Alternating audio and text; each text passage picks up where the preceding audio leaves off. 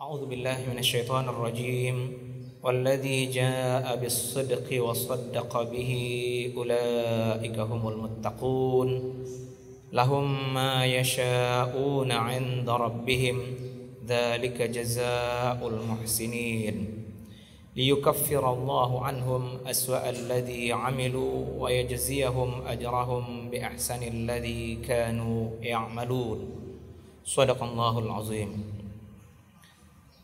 Bapak dan Ibu jamaah yang kami muliakan, alhamdulillah segala puji bagi Allah dalam semua gerak aktivitas kita. Tidak ada yang terjadi tanpa inayah, perhatiannya serta fadlun, karunia-Nya kepada kita. Maka kita syukuri ketika kita diberi kesempatan mengiringi ketaatan dengan ketaatan.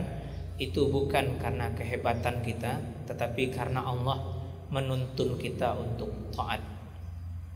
Demikian juga mari kita gerakkan lisan bersolat muliakan Nabi. Allahumma salli ala Muhammad wa ala ali Muhammad wa sallallahu alaihi wasallam. Bapak dan Ibu, kita teruskan bahasan kita di rentang waktu lebih kurang 15 menit ke depan ini. Kita masuk di bagian iman dengan Rasul. Secara urutan, karena di Al-Quran lebih didahulukan menyebut iman kepada Allah, kemudian malaikat, kemudian kitab, kemudian Rasul, kemudian hari akhir. Adapun rukun iman ke-6 itu didapati dari hadis Nabi SAW, beriman dengan takdir atau qadar. Tetapi karena kita berguru, saya mereferensikan kembali kepada kitab yang kita pegang ini, Al-Husun Al-Hamidiyah, yang menjadi standar belajar kita dulu. Karena beliau membahas sesudah iman kepada Allah, iman kepada Rasul, maka kita jadikan ini pembahasan berikutnya. Adapun iman dengan malaikat akan menjadi pembahasan mendatang insyaallah. Pertemuan lalu kita sudah memulai satu sifat wajib bagi Rasul dan otomatis lawannya adalah mustahil bagi Rasul, yaitu sifat amanah. Dan kita juga sudah rinci makna amanah dalam sifat wajib bagi Rasul itu lebih dalam dari makna umum yang sering kita pahami. Bahwasanya amanah bisa dipercaya. Amanah bagi Rasul mengandung makna beliau adalah orang yang maksum, dijaga oleh Allah dari dosa. Jadi hati-hati mulut kita sebagai umat beliau, jangan berani lo ngecen ke Rasul saya berdosa gitu. Jangan. Kenapa? Karena makna yang terkandung di ayat ataupun di hadis yang mengesankan beliau berdosa itu tidak sama dengan makna dosa yang terjadi kepada umat. Ini sudah kita bahas di pertemuan terdahulu. Pertemuan ini Bapak dan Ibu kita masuk kepada sifat wajib kedua, yaitu sifat jujur dan berkata benar bagi Rasul. Maka lawannya mustahil seorang Rasul itu pendusta atau pembohong. Ayat yang tadi kita baca dalam surah Az-Zumar di ayat ke-33, sebagian ulama tafsir mengatakan penggalan awal itu menuju kepada sifat Rasul. Orang yang datang dengan kebenaran, maka orang yang datang dengan kebenaran dimaksud Rasul. Wasaddaqa bihi, dan membenarkan orang yang datang dengan kebenaran itu, dikatakan itu adalah Abu Bakar. Karena ketika seluruh orang musyrik mendustakan Muhammad SAW, mengatakan beliau sudah Isra ke Al-Aqsa, seluruh orang yang hadir waktu itu mendustakan, tetapi Abu Bakar justru melakukan sebaliknya. Ketika dikatakan kepada beliau, apa pendapatmu ketika Muhammad mengatakan dia sudah berangkat ke Palestina, ke Masjid Al-Aqsa, habis itu naik lagi ke langit, habis itu kembali dalam semalam ke bumi, ke Makkah. Apa pendapat engkau? Apa kata Abu Bakar? Kalau Muhammad SAW yang mengatakan itu, jangankan hanya selevel itu, lebih dari itu pun saya percaya. Maka beliau diberi gelar Siddiq, orang yang sangat membenarkan. Maka dalam bahasa Arab Bapak dan Ibu, kata Siddiq adalah sifat mubalaghah, sifat lebih. Jadi tidak hanya sekedar membenarkan, tapi sangat membenarkan. Kata Siddiq, sifat mubalaghah yang menunjukkan sifat lebih. Maka ayat ini oleh sebagian ulama tafsir dimaknai menunjuk Rasul dan menunjuk Abu Bakar Siddiq radhiyallahu anhu terkait sifat benarnya omongan beliau dalam menyampaikan ajaran Allah Ta'ala. Kemudian lagi secara akal, Syekh Husain bin Muhammad Al-Jawhar At-Tabrisi ini mengatakan bahwasanya kalau boleh Nabi dari sifat mustahilnya kita ambil, beliau itu pendusta, pembohong, sudah otomatis pembohong pengkhianat itu paketnya, pembohong itu paketnya pengkhianat. Nah, kita di bahasan terdahulu sudah memustahilkan sifat khianat bagi Rasul. Maka otomatis mustahil beliau pembohong, pendusta. Kokohlah makna bahwasanya pasti beliau orang yang jujur dan berkata benar. Kemudian secara akal, sisi kedua, kalau boleh Rasul pendusta dan pembohong, maka berarti sifat ini juga dibolehkan bagi umat. Faktanya ketika ini terlarang bagi umat, mustahil itu dibolehkan bagi Rasul. Kenapa? Karena kita disuruh oleh Allah mencontoh beliau. Nah, dengan makna kita tidak boleh berdusta dan berbohong secara hukum asal, walaupun nanti ada pengecualian dalam kajian tasawuf dan fikih, ada keadaan boleh berdusta. Contohnya kita mau dibunuh orang, kita tidak salah, maka untuk menyelamatkan diri boleh berdusta. Kenapa? Bohong itu dosa, tetapi menyelamatkan diri wajib. Maka dikedepankan wajib menjaga keselamatan diri, diringankan unsur berdusta. Itu yang dikaji oleh ulama usul fikih. Dan ini kilasan bahasannya sudah pernah kita bahas jauh sebelumnya tentang al-usul al-khamsah. Ada 5 hal dasar yang dijaga oleh agama Allah ini, termasuk salah satunya adalah hifzun nafsi, menjaga keselamatan jiwa. Kemudian Bapak dan Ibu, sifat ketiga yang wajib bagi Rasul adalah sifat fatanah. Beliau itu adalah orang yang cerdas, selalu terjaga, bukan orang bodoh, bukan orang lalai. Maka dengan makna ini, Rasul itu dijaga oleh Allah dari kelalaian. Dalam bahasan ini, kelalaian itu terkait dengan fungsi beliau sebagai Rasul.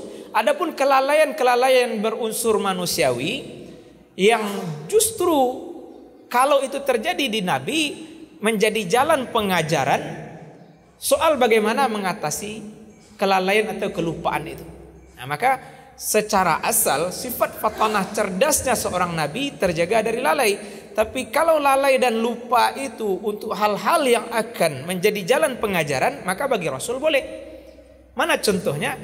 Kesan lalai dan lupanya Nabi di sholat, itu justru jadi jalan pengajaran bagi umat. Bagaimana kalau kita di sholat lupa? Bagaimana kita lalai di sholat sampai di belokan dari syaitan? Maka yang terjadi di Nabi justru menjadi jalan pengajaran bagi umat bagaimana mengatasi kelupaan, kelalaian kita di masalah sholat. Maka ada di situ nanti ajaran sujud sahwi.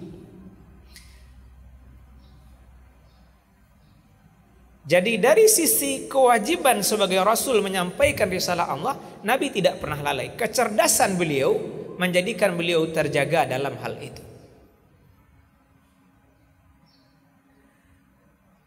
Demikian juga Bapak dan Ibu, kalau kita merunut ayat-ayat Al-Quran, makna ini mudah disimpulkan dari banyaknya perdebatan para Rasul yang Allah kabarkan dalam Al-Quran dengan orang yang menyelisihinya.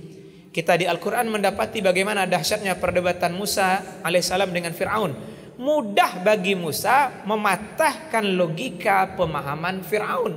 Itu datangnya dari sifat fatanah, kecerdasan. Demikian juga dalam sirah Nabawiyah, sejarah kehidupan Nabi SAW, kita mendapatkan dialog luar biasa di perang Uhud antara Nabi Muhammad SAW dengan Abu Jahal. Tidak ada logika yang dilemparkan oleh Abu Jahal. Jadi unik itu di perang Uhud. Mereka saling berdebat. Abu Jahal melantangkan suaranya, meremehkan kaum muslimin. Nabi tidak menggunakan suaranya, tapi menunjuk sahabat lain yang suaranya lantang menjawab semua ungkapan-ungkapan Abu Jahal. Nah, ini tentu tidak mungkin di majelis ini kita rinci karena bahasannya di sirah nabawiyah.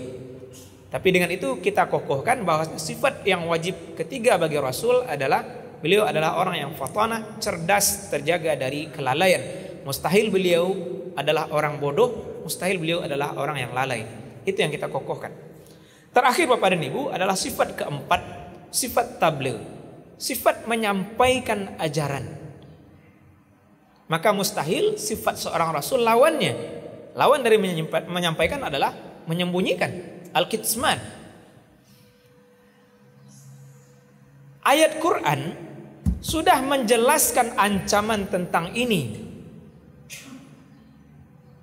Di antaranya kita dapat di dalam surah Al-Baqarah, innal ladzina yaktumuna ma anzalna minal bayyinati wal huda min ba'di ma bayyanahu lin-nas.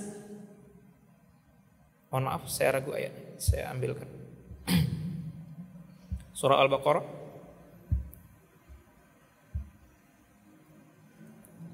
di Al-Baqarah 159. Min ba'di ma bayyanahu lin-nasi fil kitabi ulaika yal'anuhumullahu wa yal'anuhumul la'inun.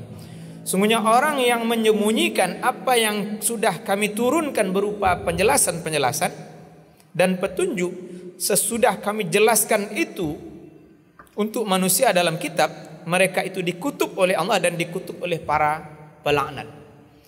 Ini bahasa Allah menjelaskan sifat Bani Israel sebelumnya, bahwasanya mereka menyembunyikan ajaran kebenaran yang ada di mereka, itu dikutuk. Maka pemahamannya Bapak dan Ibu, kalau seorang Rasul berani menyembunyikan ajaran, berarti akan sama hukumnya, dikutuk. Maka dengan itu kokohlah, tidak mungkin seorang Rasul menyembunyikan ajaran. Demikian juga banyak di ayat Quran Allah menegaskan bahwasanya sifat Rasul tidak ada tugasnya selain menyampaikan. Demikian juga kita mendapatkan ancaman Quran, walau taqawwala alaina ba'dal aqawil la akhazna, mohon maaf, ini seandainya Rasul itu berani bikin perkataan-perkataan dusta, kata Allah, kami ambil dia dengan tangan kanan, habis itu dipotong jantungnya. Saya terjemahkan dahulu sebelum nanti kita masuk ke ayat. Itu kita dapati nanti dalam surah Al-Haqqah di ayat 44. Walau taqawwala alaina ba'dal aqawil la akhadna minhu bil yamin summa laqata'na minhu al-watin. Kalau berani dia Muhammad itu, kata Allah, membuat perkataan-perkataan dusta ke kami, kami ambil dia dengan tangan kanan dan kami potong jantungnya. Nah, kita ukur kembali ke pribadi Nabi, ternyata itu tidak terjadi. Berarti Nabi semuanya ngomong benar. Yang beliau sampaikan adalah yang datang dari Yang Maha Mencipta. Dengan ini kita mengokohkan bahwasanya Rasul secara amanah menyampaikan ajaran. Kita potong di sini dengan sifat wajib yang 4 ini. Pertemuan mendatang insya Allah kita bahas tentang sifat yang jaiz atau boleh bagi Rasul. Terima kasih atas perhatian. Semoga pertemuan ini menjadi ibadah yang menambah pahala kita untuk membeli taman-taman surga. Semoga semakin rajin kita ngaji, semakin luas taman surga yang Allah berikan kepada kita, semakin banyak rumah kita, dan juga semakin indah istana kita di surga. Allahumma amin. Subhanakallahumma bihamdika nasyhadu an la ilaha illa anta nastaghfiruka wa natubu ilaik. Amin rabbal alamin. Assalamualaikum warahmatullahi wabarakatuh.